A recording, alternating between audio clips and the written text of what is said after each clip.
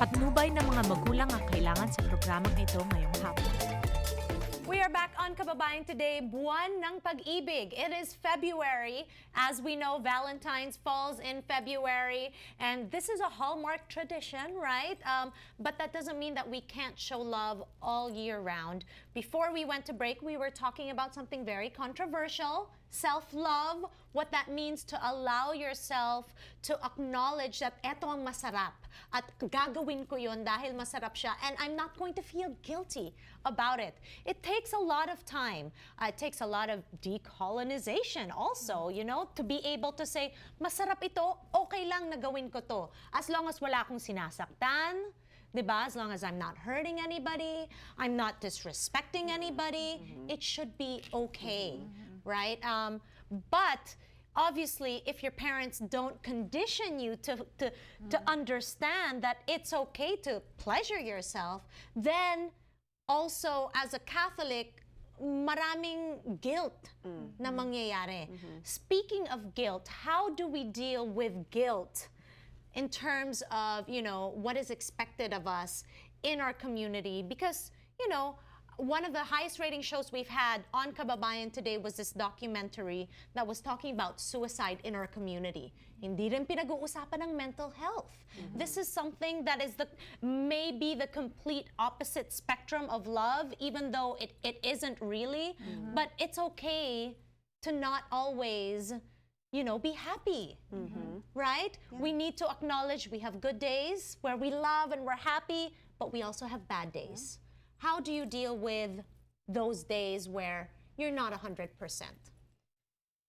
Well, I think for myself, the way that I deal with it is to exercise. You know, I find that I can let out a lot of bad energy when I exercise, and it's very specific for me. For instance, I do martial arts. I'm involved, my other family is Capoeira Brazil. And there you're taught, you play in a roda, which is a circle, right? But before you go into a roda, you have to let go of all your negative energy. So with that in mind, when you go into there, then you know, oh, you know what? From here on, because you don't want to give that negative energy in there. So you have to, you're already conditioning yourself to do that beforehand. Whereas if I go to the gym and I'm punching out in a class, I know that I can do it because I have my own space and I'm not hurting anybody and they don't know why I'm punching the life out of this, you know. And in that way, I can deal with it without causing negativity to other people, because that's not what you want to do. You know, you don't want to contain it. You don't want to spread it either, though. Yeah. I'm guilty, though. I'm guilty when I've had a long day at work and I go home and I've been stuck in traffic for an hour and I get home and my kids are like magulo and they're makulit and I'm just like, ano ba? Tama na! And then I have to be like, I'm releasing that energy to them, and that's not fair, right? How do you deal with less than ideal days? Yeah, well, what I do first is I definitely listen to myself. And, you know, I ask questions. Are you hungry? Are you tired? Are you sleepy?